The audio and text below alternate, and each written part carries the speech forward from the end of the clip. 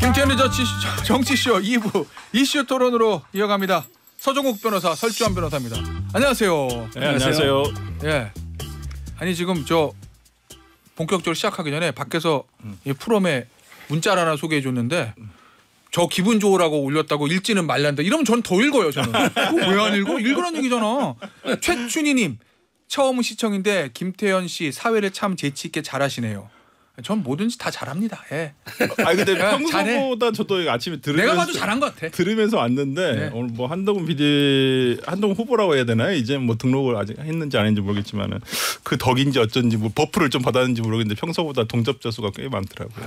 원래 많아요. 원래 잘해요. 한동훈 위원장 대학교 또 친한 친구니까. 뭐. 친구니까. 아니 근데 쓸데없는 얘기 하지 마시고. 아니 근데 제가 진짜로 뭐 전달이 됐는지 안 됐는지 모르겠지만 제발 여기서 말씀드린 적이 있었던 것 같아요. 제발 아침 프로에 좀 나와서 생방송 인터뷰 좀 해라. 윤 대통령도 한 번도 한 적이 없으시고 한동훈 비대위원장도 한 번도 한 적이 없는데 저는 오늘 그 나온 걸 보고 좀 변화가 있긴 있구나 이런 생각이 들었어요. 어쨌든 중요한 거는 그 최춘희님 문자요. 김태현 씨 잘해요. 전 잘해요. 잘하시죠. 잘해. 항상 잘해 저는. 원래 이게 좀 방송은 이게 자뻑이 좀 있어야 된다.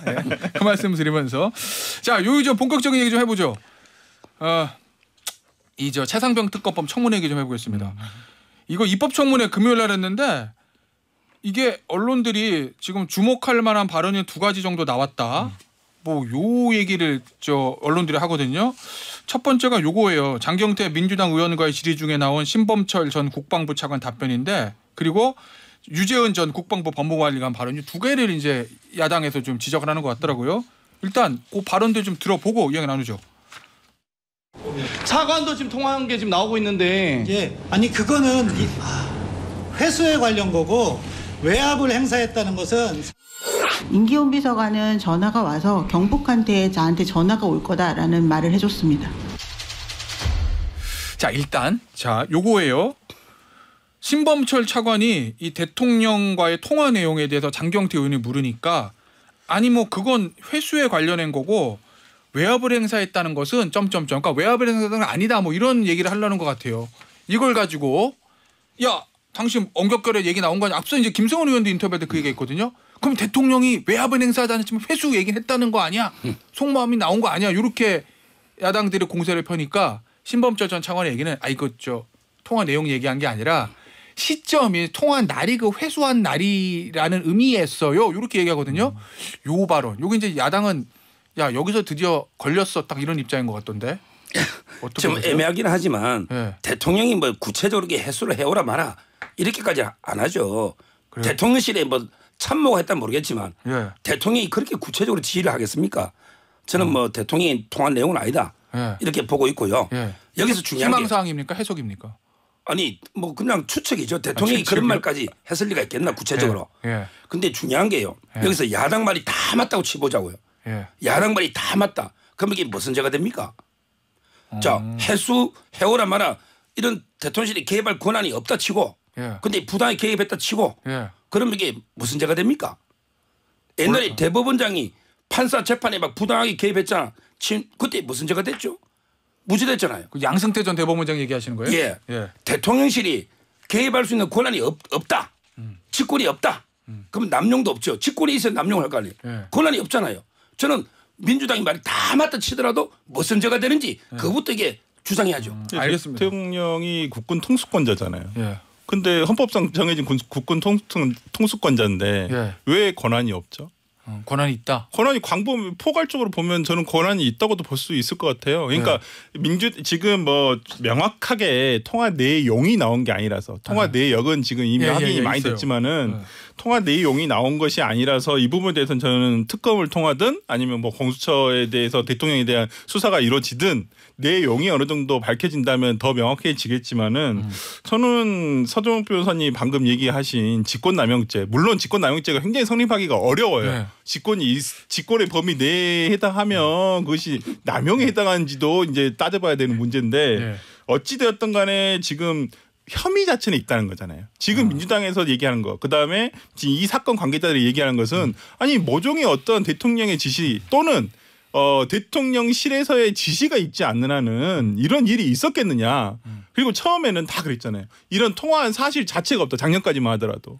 근데 지금 하나씩 밝혀지고 있다는 부분이 저는 어느 정도 이 조사를 해야 될 정당성은 이미 쌓아가고 있다라고 봅니다. 그래서 이 신범철 전 차관의 요 발언 이거 야당이 뭐 하나 잡은 거예요? 아니면은 저는 부지불식까지 나왔다고 봐요. 그러니까 지금 이 사건이 세 가지잖아요. 박정훈 대령도 밝혔다시피 본인에 대한 수사, 그다음에 그 사망 사고와 관련한 수사, 그다음 하나는 외압에 관한 수사인데 이 외압과 관련해 가지고 왜 이것을 경북경찰청으로 도경으로 넘어갔던 수사 자료를 조사 자료를 회수해 왔냐. 이거부터가 시작이거든요. 그렇다고 한다면 저는 이 회수와 관련한 거고라는 어떤 신범철 차관의 이 부지불식까지 나온 이 말이 어느 정도 단서는 충분히 제공이 됐다. 저는 봅니다. 자, 알겠습니다. 하나 더 설 변호사한테 먼저 묻고 이제 반론기를 드릴게요. 유재현 법무관리관 얘기 아까 들어봤잖아요. 네. 8월 2일인가요? 대통령실에 임기훈 국방비서관에게서 전화를 받을 때 이미 경북한테 저한테 전화가 올 거다라는 말을 해줬습니다. 이게 그러면은 대통령실하고 경북경찰청 사이에서 이첩자료 회수 여기에 대해서 이미 조율이 된 거 아니냐 뭐 이런 의심을 야당을 하는 것 같아요. 그렇죠. 어떻습니까 이거? 그러니까 지금 유재현 법무비서가 그러니까 그 유재현 법무관리관 같은 경우에는 뭐 이분도 지금 신분이 이제는 끝났더라고요. 계약 기간이 별정직 그 그래요? 공무원이신데 그 기간이 계약 기간이 끝나가지고 이제는 조금 더 자유로운 신분에서 얘기할 수 있는 거 아닌가라는 생각이 드는데 기존에는 유재현 법무관리관이 박정훈 대령하고 통화의 내용에서 보면 여기까지 할게요. 네, 중요한 그렇죠. 거는 3부에 광고 듣고. 네. 2부 끝날 때 설주환 변호사가 요 얘기했습니다. 유재현 법무관리관의 청문회 발언 요거 임기훈 국방비서관에게 전화가 와서 경북청에 전화할 겁니다. 이렇게 알려줬다. 이렇게 이제 증언을 했거든요. 거기에 대해서 이야기다 말하는데 자 계속 해보시죠. 이제 기존에는 어찌 보면 유재현 법무관리관이 약간 주범 형식이었어요. 주범이요? 네, 실제 이것을 외압을 행사한 주체가 됐던 것이었거든요. 그럼 예를 들면 뭐 법무관리관이 막 저 헌병단에게 전화해가지고 뭐. 그러니까 수사단장에게 박정훈 수사단장에게 통화해서 수사단장이 밝힌 바와 같이 아니 이거 외압으로 느껴지는 거 아니냐. 이거 이렇게 말씀하시면 외압으로 저는 느껴진다. 그리고 그 유재현 법무관리관도 이거 혹시 외압으로 느껴지십니까? 라고 물어봤다는 거잖아요. 그러니까 어찌 보면 지금까지 드러난 사실에 의하면 유재현 법무관리관이 이러한 부분에서 약간 행동대장 같은 느낌이었는데 지금 보니까 조금 달라졌다는 거거든요. 오히려 유재현 법무관리관보다 그 윗선에서 어느 정도 이 사건이 그 수사기록 회수, 조사기록 회수와 관련한 것들이 이루어지지 않았느냐라는 부분에서 저는 이 사건의 실체가 저는 이번 청문회를 통해서 그래도 하나하나씩 어느 단계까지는 드러난 것 같아요. 이제 우리가 확인해야 될 단계는 대통령의 통화 내용이죠. 그것만 확인이 되면 저는 어느 정도 이 사건의 진실이 밝혀질 거라고 봅니다. 자 유재현 법무관리관 얘기가 진짜 제가 보니까 뭐 그런 거잖아요. 경북경찰청에 전화가 갈 거다. 그러면 이제 설 변호사 얘기도 윗선에서 다 정리되고 속된 말로 오더를 받은 거 아니냐 뭐 이런 취지인 것 같은데 어떻게 보십니까 이거? 그게 다 맞다고 치고 똑같은 질문 다 맞다고 치고 자, 저 무슨 죄가 됩니까? 인정하셨네. 서성욱 변호사의 방어 논리 알았어 내가 이제. 그러니까요. 보세요. 이런 권한이 없으면 당연히 직권남용이 안 되는 거고 그렇죠? 권한이 없다면 해소해 올. 근데 권한이 아까 전에 포괄적으로 대통령이 통수권자에 있다면 정당한 직권이잖아. 있다면 없으면 아예 제한되고 이종섭 그다음에 신범철 그 변호인 의견서의 핵심이 뭐냐. 법리적으로 권한이 없다면 당연히 안 되고 있다면 원래 안 되는 거죠. 직권이 있으니까. 어느 경우도 안 된다. 법리적으로. 이게 방어 논리예요. 똑같다고 저는 봅니다. 아니, 이제 그러니까 팩트는 맞다 치고 그럼 이게 무슨 죄가 되는지 법리랑 따져보자는 거예요. 팩트는 맞은 거고요. 그거 인정하시는 겁니까? 팩트는 아니 맞은 그렇다 거고요. 치고 그러니까 그래도 이게 법리적으로 무슨 죄가 되냐 말이에요. 근데 지금 이제 법리적인 거 물론 따져봐야 되겠죠. 아직 수사적인 사건이고 아직 판결이 안 났으니까 좀 그랬습니다만은. 근데 청문회라는 것이 법리적인 것으로만 따지기를 국민들이 바라보는 건 아니잖아요. 근데 이제 저는 그 세 분이 예를 들어서 선서를 거부한 세 분이 등장을 하면서 오히려 이 청문회에서 정말 저는 그 어느 정도 밝혀지지 않았나. 국민들이 판단을 했었을 때 아, 이 사건이 뭐가 진짜 의심스럽구나라는 것은 어느 정도 저는 밝혀졌다고 봅니다. 아니 근데 아까 한동훈 위원장도 그랬잖아요. 김건희 특검법에 팩트는 이게 다 이미 녹취대가 다 밝혀졌잖아요. 근데 법리만 남았댔잖아요. 아니 변호사가 법리를 중시하죠. 김건희 여사가 자기 뭐 파우치인지 뭔지 받았다 치고 팩트. 그럼 이게 법리적으로 무슨 죄가 되느냐. 똑같잖아 논리가요. 법리적으로. 법리가 중요한 거예요. 자 그럼 제가 궁금한 거 하나 질문 드릴게요. 그러니까 대통령이 이게 수사에 대해서 국군 통수권자로서 이래라 저래라 할 권한이 없다 그러면 그거 뭐 직권남용 안 되는 건데. 그렇죠. 예, 이게 직권남용 어렵습니다. 저는요 변호사 끝날 때까지 직권남용은 모를 것 같아요. 난 제일 어려운 것 같아 이게. 예, 어쨌든 그러면은 이런 시각도 있더라고요. 대통령이 만약에 경로했어요. 뭐 국민의힘에서한테 경로가 됩니까 이런 얘기도 나왔는데 그리고 자 이거 예를 들어 박정원 임성근 사단장 빼고 이렇게 하고라고 지시를 했어요. 요게 국군 통수권자로서 어느 정도 할 수 있는 정당한 권한 행사입니까? 아니면 수사 외압입니까? 저는 권한 행사를 보는 게 이미 그 돌아가신 분 순직한 분 안타깝지만 그때서 해병대 사단장이 둘이밖에 없잖아요. 그래요? 이런 거 가지고 다 사단장까지 처벌하고 하면 통수권자 입장에서는 이건 너무 과잉 수사 아니냐. 사단장이 투스타입니다. 몇 명 없어요. 해병대 둘이밖에 없다니까요. 요거요. 이런 일을 갖고 사단장을 처벌하면 누가 사단장을 하냐라고 얘기했다고 보도가 된. 그러니까 저는 통수권자 입장에서 이거 가지고 만약 해병대 사령관까지 처벌해야 된다. 이 말이 안 되잖아요. 오늘도 이게 또 사망사고 하나 났더라고 51사단에. 그래요? 예, 또 났어요. 이 군사고가 한 번씩 나는데 안타깝지만 그런다고 사단장을 그때마다 다 처벌할 수는 없잖아요. 통수권자로서 충분히 저는 경로를 할 수 있다 봐요. 그럼 이게 이제 과연 앞서 이런 일을 갖고 사단장을 처벌하면 누가 요게 이제 의견 제시 뭐 수사 우리가 뭐라고 해야 되지? 지휘라고 해야 되는 부당한 외압이에요. 외압 행사라고 생각을 하는 게 뭐냐면 수사가 이루어지지 않았잖아요. 지금 말씀 그대로 조사 단계잖아요. 조사 단계. 네. 박정원 수사단장은 기존에는 수사권이 있었기 때문에 당연히 수사에 비견할 만한 조사를 했을 거예요. 근데 이것을 조사 보고서를 수사 보고서가 아닙니다. 조사 보고서를 경북 도경에 넘긴 거거든요. 이첩을 한 거거든요. 그렇다고 한다면 이걸 아직 수사가 진행되지도 않은 사건, 처벌될지 말지도 아직도 모르는 사건에 대해서 대통령이 왜 그것을 가이드라인을 정하죠? 부당하게. 그건 아직 조사가 되기도 전이했어요.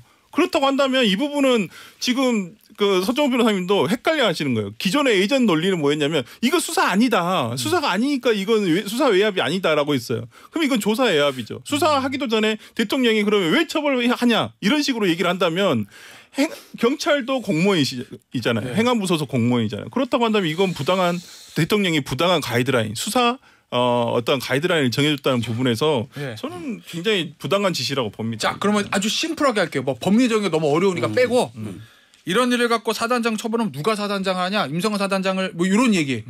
대통령으로서 할 수 있는 얘기다 아니면 하면 안 된다. 하면 안 되죠. 아니 그러니까 수사 결과를 그냥 지켜보셨으면 됐어요. 당연히 할 수 있죠. 대통령은 군정권, 군령권 모든 게 행사할 수 있기 때문에 얼마든지 그건 저는 할 수 있다 봅니다. 그런 제한이 어디 있어요? 군 통수할 텐데. 알겠습니다. 아니 저는 개인적으로 이게 뭐 법리적인 거 떠나서 상식적으로도 저는 할 수 있다. 발언들 요게 이제 저 국민들이 느끼시기에 아니 뭐 그 정도는 대통령이 국군 통수권 할 수 있지 이렇게 생각하는지 아니면 아니 그래도 왜 대통령이 이런 얘기를 해 이건 잘못된 거지 어떻게 생각하시는지 요게 이제 민심의 바로 관건일 것 같다 뭐 그래서 질문 드려봤어요. 네. 자 그리고 하나 더 이거 결국 이거잖아요. 임성근 전 해병대 전 1사단장 구하기 아니냐 뭐 야당이 이런 시각을 가지고 있잖아요. 그래서 청문회에서도 요 얘기가 나왔었는데 정청래 법사위원장하고 임성근 전 해병대 1사단장과의 대화, 질의응답 좀 들어보겠습니다. 윤석열 대통령하고 친분이 있습니까 없습니까? 없습니다. 김건희 여사하고는 친분이 있습니까 없습니까? 전혀 없습니다. 김건희 여사와 부인과는 어떤 관계입니까? 관계 없습니다. 천공은 잘 알고 있습니까? 모릅니다. 자 일단은 정청래 법사위원장은 대통령 윤석열 대통령 김건희 여사 거기다 뭐 천공까지 관련서를 물었고 임성근 전 사단장 모르는데요 이렇게 얘기했어요. 아마 이 뒤에 그 얘기가 더 있습니다. 왜 이 임성근 전 사단장을 구하기 위해서 이렇게 대통령실이 움직였는지 국민들도 그걸 궁금하다라고 법사위원장을 물으니까 임성근 전 사단장이 저도 궁금하면 이런 취지의 대답을 했거든요. 요 문답 어떻게 보셨어요 이거? 그러니까 이 정청래 법사위원장이 물어본 이 질문이 지금 이 정부에서 이루어지고 있는 납득할 수 없는 모든 정책 결정이라든지 이 모든 것에서 항상 국민들이 가지고 있는 의문이에요. 아니 뭐 예를 들어서 석유 시추 관련해서도 아니 이거 성공 확률이 이렇게 낮은데 그럼 뭐 윤 대통령이랑 뭐 관련 있는 건 아니야? 아니면 윤 대통령이 관련이 없는 것 같으면 그러면 여사님 아니야? 그 다음도 아니면 천공이 이거 얘기했네. 네. 약간 이런 식이거든요. 네. 지금 모든 정책 결정에서 납득할 수 없는 어떤 부분이 나오면 사람들이 국민들이 갖는 의문은 다 이 지점이거든요. 네. 저는 그래서 정청래 법사위원장이 물어봤다고 생각을 하고. 네. 근데 참 저는 임성근 이 사단장이 보여준 청문회 때 태도가 어느 정도 저는 좀 나타났다고 봐요. 우리가 지난 시간에도 한번 뭐가 나타났어요? 그러니까 말씀드린 적이 있지만은 재판장이 재판을 함에 있어서 피고인의 태도, 눈빛, 어떤 목소리, 그다음에 숨 쉬는 거 이런 거 다 판단한다고 했잖아요. 판단의 근거가 된다 했잖아요. 변론의 전치지 이런 거. 근데 임성근 사단장의 어떤 청문회 때의 태도는 굉장히 불안해하고 굉장히 좀 초조해하고 그런 부분에서 이 사람이 뭔가 진실을 숨기고 있구나라는 좀 어떤 진짜 변론의 전치지 청문회의 전치지로 보면 좀 그런 것이 아니었나라는 생각이 좀 들어서 저는 어쨌든 정청래 법사위원장이 이번에 뭐 청문회를 통해서 상당히 좀 뭐 법사위원장으로서 왜 이번 되었는지를 뭐 몸소 보여준 거 아닌가라는 생각이 좀 듭니다. 서 변호사 어떻게 봐? 이건 정청래 법사위원장은 몰아가기입니까? 아니 뭡니까? 아무 근거 없이 질문을 던지고 있잖아요. 제가 보기에 뺐다면 궁금은 하지 않아요? 그러니까 뺐다면 이게 과잉처벌 이번에 50일 사단에도 사고 났는데 또 사단장이나 그날 군단장 육군 참모총장까지 이첩하겠다 하면 대통령 입장에서는 이건 너무 과잉 아니냐. 근거도 없이 이게 사단장을 어떻게 하느냐. 이런 거지. 이거 개인적인 침불이 됐어요. 모르지. 임성근 뭐 사돈의 팔촌하고 김건희에서 팔촌하고 또 가까울지는 모르겠는데 이렇게 근거 없이 몰아가면 안 되고 그다음에 정청래 위원장은요. 그 10분씩 벌 세우는 건 이게 어느 법에 근거 있습니까? 퇴장. 예. 10분씩. 제가 보기에 질서 유지로 난동 부리고 소란 피우면 잠깐 퇴장할 수 있죠. 근데 사과하는데 단수 달았다고 당신 10분 나가. 그러면서 이게 박지원 의원은 다리 하나 들고 두 손 들고 이게 10분 서 있어. 제복 입은 군인을 이렇게 모욕을 주는 이게 말이 됩니까? 군인입니다. 나라를 지킨 명예를 묻고 사는. 아니 군인을 나가 팔 들고 다리 하나 들고 10분씩 벌써 있어? 이거야말로 월권 중에 월권입니다. 저 모욕주기라는데 군인이에요. 그러니까 그 부분은 저도 조금 과했다고 봐요. 일단은 조금 뭐 그럴 권한, 그러니까 질서 유지와 관련해 가지고의 권한인데 뭐 서란 그런 경우는 보통 서란을 피우거나 어떤 의사 진행을 방해하거나 그런 경우 가능한데 어찌 보면 저는 이 모든 것이 다 국민의힘 의원들이 들어오지 않았기 때문에 그렇다. 왜 그러냐면 그러니까 위원장이 어떤 의사 진행을 함에 있어서 보통 이제 뭐 좀 진영이 다르거나 아니면 그 의사 진행에 반대를 하면 보통 위원들이 보통 그거에 대해 항의를 하고 이건 아니다라고 얘기해야 되는데 뭐 청문회 때 아예 들어오지도 않고 반기하지 않았습니까? 저는 묵인했다고 봐요. 오히려 그냥 뭐 그래 민주당과 뭐 정청래 법사위원장이 하고 싶은 대로 한번 보여줘봐. 오히려 반기했다고 해요. 거기에 대해서 뭐 진짜 정청래 법사위원장 말대로 국민의힘이 토달 건 아니다. 들어오지도 않았으면서 그걸 토달면 안 되죠. 알겠습니다. 요거 좀 보죠. 이종섭 전 장관하고 신범철 전 차관 그다음에 임성근 전 사단장 청문회 증인 선서 거부했다. 이렇게 보도가 거부했다고 해요. 이거 선서 안 하면은 위증죄 처벌이 안 되는 건가요? 당연히 안 되죠. 선서해야만 이게 그 위증 처벌되는데 옛날에 조국 대표는요. 정경심 재판에서 300번을 거부했습니다. 형사국법 148조에서. 진술거부권? 그렇죠. 자기가 공범이잖아요. 공범. 그러면서 이게 조국 대표 뭘 했냐면 헌법이 부여한 이런 권리를 행사했다 해서 비난해서는 안 된다. 이 정은 거부권은요. 우리 헌법이 보유한 고유한 권리입니다. 부여한. 형사소송법에도 있고요. 이걸 행사했다 해서 막 화를 내더라고. 특히 김성원 이분은 이게 판사 출신이에요. 앞으로 재판할 때 판사가 김승원. 이분이 판사 출신이에요. 근데 정이 넣어가지고 가족 자기 사건 때문에 정은 법에 부여된 걸 만약에 혼내잖아요. 그러면 이게 판사 탄핵 사유됩니다. 어떻게 판사 출신이 이렇게 인권에 무관심한지 저는 깜짝 놀랐습니다. 판사 출신이. 근데 재판에서는 진술거부권 있잖아요. 그러니까. 그 증인할 때 위증 선서를 거부할 권리도 있는데 청문회에서도 있어요? 그럼요. 다 있죠. 그러니까 선수식이죠. 왜 공채에서 자기 사건 수사하니까. 근데 그 정의를 혼낸다 보세요. 그게 판사입니까? 이번에 간사도 잘못된 거예요. 그러니까 국민의힘 의원들이 안 들어가서 이 모든 일들이 벌어진 거라니까요. 그러니까 국회 증언감정법에 의하면 증인은 어떤 형사소송법 그러니까 자기의 범죄라는 이제 친족의 범죄와 관련해 가지고 이런 경우에 해당하는 경우에는 선서나 증언 또 서류 제출을 거부할 수 있다라고 법에 명문은 있어요. 근데 할 수 있다잖아요. 거부할 수 있다. 임의 규정이잖아요. 거부한다가 아니라. 그렇다면 포기할 수도 있는 것이거든요. 그럼 본인이 진실을 얘기하려고 했다고 한다면 증언 선서를 하고 진실을 얘기하면 되잖아요. 근데 증언 선서를 하지 거부하면서 진실되게 얘기하겠다라고 하면 누가 그걸 믿나요? 자, 서 변호사 잠깐만요. 이거 보니까 국회 증언감정법 여기 보니까 정당한 이유 없이 선서, 증언 이런 거 안 하면 3년 이하의 징역 이렇게 처벌한다 이렇게 돼 있거든요. 그러면은 요 3명의 증언 선서 거부, 증언 거부 요거는 정당한 이유가 있다고 보는 거예요? 공수처에서 자기 걸게 수사하고 있잖아요. 예. 근데 선서해버리면 모든 걸 진술할 의무가 있잖아요. 예. 그러면 자기 죄를 자백하라는 겁니다. 자기 죄를 자백하라는 거예요. 공수처 수사 중이니까. 이건 말이 안 되는 거고요. 옛날에 조국 대표는 그런 게 아니고 이재명 대표도 그때 그 수원지검에 조사받을 때요. 진술서 몇 장 던져주고 검사가 물으니까 전부 거부권 행사하고 진술서를 대체한다. 아니 그건 옛날에 한명숙 총리도 딱 진술 거부권 다 행사했습니다. 성경책 놓고. 아니 그건 재판장이 법정에서는 당연히 진술 거부권이 있죠. 근데 수사할 때도 있어요. 이제 수사실 당연히 있고. 근데 청문회 때. 알겠습니다. 뭐 이제 그거는 법리적 해석이겠죠. 뭐 형사소송법 148조, 149조에 해당하는 경우에는 뭐 거부할 수 있다 이렇게 돼 있으니까. 그건 이제 만약에 고발을 하면 그거는 이제 저 수사기관의 판단일 거고. 요 얘기 좀 해보겠습니다. 특검법. 이제 그러면은 민주당에서는 법사위 통과했으니까 본회의에 올릴 거고 본회의에 올리면은 통과가 될 거고 그러면 또 대통령의 거부권 행사하냐 마느냐 거부권 행사하면 8표 재의결에 필요한 그 정족수를 채울 수 있는 이게 이제 이슈가 될 건데 어제 이제 한동훈 전 국민의힘 비대위원장이 어제도 얘기를 했고 오늘 아침에 저랑 인터뷰할 때도 이 얘기를 했습니다. 정리를 해보자고 하면 민주당 안은 반대다. 예? 민주당과 조국혁신당이 특검 추천권을 가지고 있는 건 반대다. 다만 국민의 민심이 원하고 있기 때문에 공수처 수사 전이라도 먼저 국민의힘 쪽에서 수정안을 발의해야 된다. 대법원장 등 제3자에게 특검 추천권을 주자. 털고 가자. 뭐 이 얘기거든요. 서정욱 변호사 기존에 특검법 얘기 나올 때마다 서정욱 변호사 반대하는 이유 중에 하나가 공수처 수사가 진행되고 있다. 그러니까 수사 끝나고 보면 되지. 뭐 이런 얘기했잖아요. 어제 한동훈 전 비대위원장의 공수처 수사 전이라도 먼저 던지자. 이거 어떻게 보셨어요? 제 소신은 이제 변화가 없어요. 저는 특검할 필요 없다 보는 거예요. 공수처 하든 말든. 아니 특검이 저는 불편하다. 법리적으로 제가 안 되니까. 제 생각이고.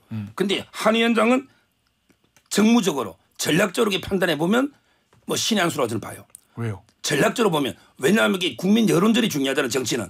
근데 대안을 던져놨잖아요. 민주당 안에 이런 문제가 있다. 근데 대안이 공정한 사람이 추천한다. 이렇게 던져놨잖아요. 그럼 국민 여론이 볼 때 한동훈 위원장 말이 좀 맞겠네. 이렇게 여론은 좀 바뀔 수가 있잖아요. 따라서 이제 어차피 한동훈 위원장도 반대하는 거예요. 왜 민주당이 한동훈 위원장 안을 받을 일이 없잖아요. 뭐 그건 봐야 하는 거죠. 안 받죠. 당연히 대부분 해야 되는데. 그러니까 민주당이 받을 수 없는 안인데 대안을 던져놨잖아요. 발의를. 그렇다면 전략적으로는 이게 국민 여론이 조금 이게 움직일 수는 있겠다. 그 점에서 저는 뭐 긍정적으로 평가합니다. 저는 한동훈 위원장이 특검을 반대했다고 생각하지는 않아요. 특검을 한다에 오히려 방점이 있는 것이지. 한다라고 먼저 얘기했죠. 네, 특검을 한다. 여기에 방점이 있는 것이 특검을 반대한다가 아니에요. 특검에 동의한다라는 건데 다만 이 문제는 상당히 지난번 21대 국회에서 발의됐던 그 최혜병 특검법에서도 나왔던 문제예요. 독소조항 문제와 관련해 가지고 그때 제가 기억하기로는 김재섭 당시 당선자 지금 김재섭 의원도 이 조항 자체만 좀 수정 제의를 한다고 한다면 충분히 받아줄 수 있는 법이다. 그러니까 이 특검 추천권과 관련해 가지고 기존에는 민주당하고 그다음 비교섭단체 그러니까 조국혁신당밖에는 없죠. 여기서 추천한 어떤 그 특검 후보들만 거기서 대통령이 이렇게 지명하도록 돼 있는데 지금 좀 그걸 바꾸자는 것이잖아요. 기존에 어떤 다른 특검법에서도 있었던 내용이기 때문에 저는 일단 한동훈 비대위원장이 어저께 던진 특검법 때문에 이번 일단 국민의힘에서 이 민주당 특검법에서 거부권이 다시 행사가 되더라도 제2 요구에서 이 8표가 넘어가지는 않을 것 같다. 명분을 만들었다. 네, 그렇죠. 일단은 됐고 그다음에 저는 한동훈 비대위원장이 제시한 이제 당대표가 된다는 전제 하에 특검법을 발의하게 된다고 한다면 민주당으로서도 충분히 협의해 볼 만한 내용인 건 사실이에요.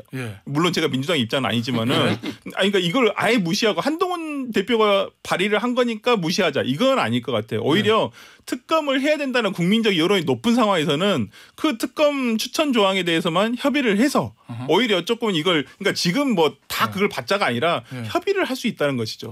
국회는 협의를 하는 것이니까 저는 충분히 특검법이 그러면 올 가을 정도에는 진행될 수 있다. 그런데 그 안철수 의원이나 김재섭 의원이나 이분들에게 특검 찬성하겠다 했잖아요. 그런데 한 위원장이 이렇게 던지나면요 찬성 못합니다.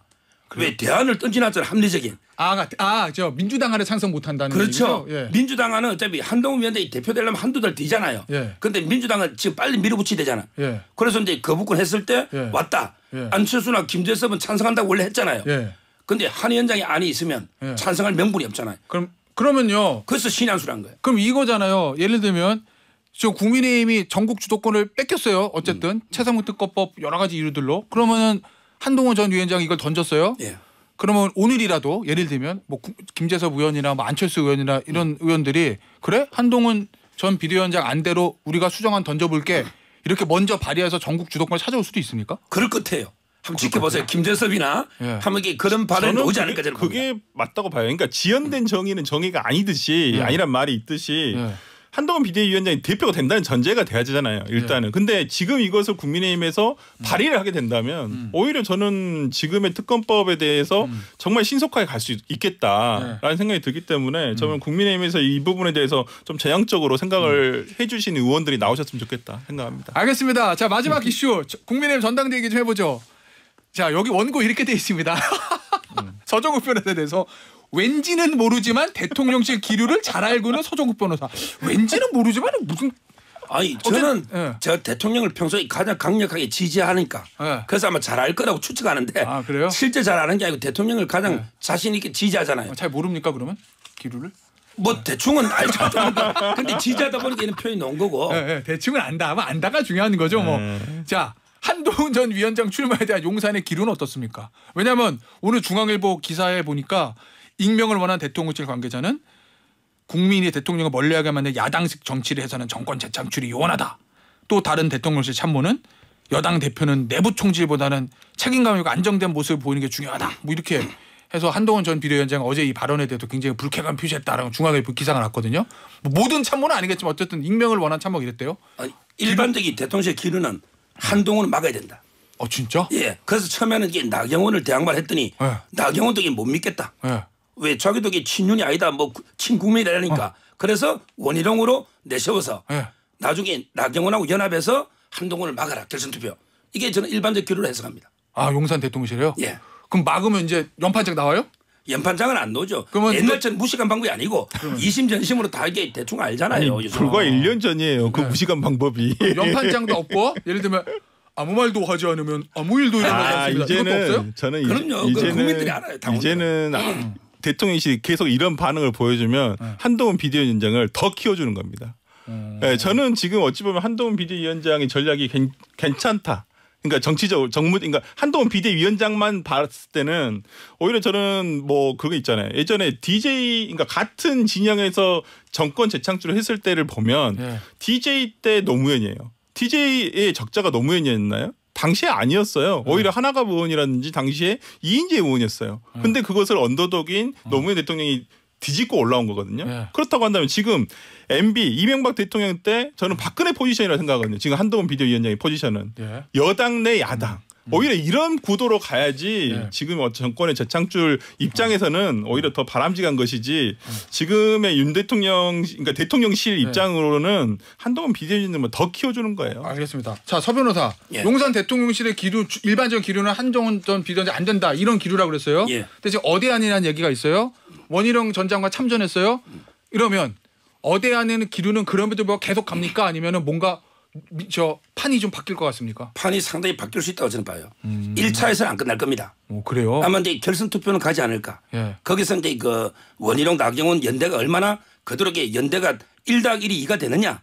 아마 이게 그때도 이탈이 있잖아 또 한동훈 쪽으로. 결선 투표 가봐야 할 것 같아요. 저는 한동훈 비대위원장이 오늘 아침 인터뷰에서도 그 말이 가장 꽂혔어요. 뭐요? 우리 당원들은 전략적인 판단을 하시는 분들입니다라는 부분. 이 부분 예전에 이준석 대표가 당대표 될 때랑 똑같아요. 알겠습니다. 자, 시간 관계상 여기서 마무리할게요. 서종욱 변호사, 설주환 변호사였습니다. 감사합니다. 감사합니다.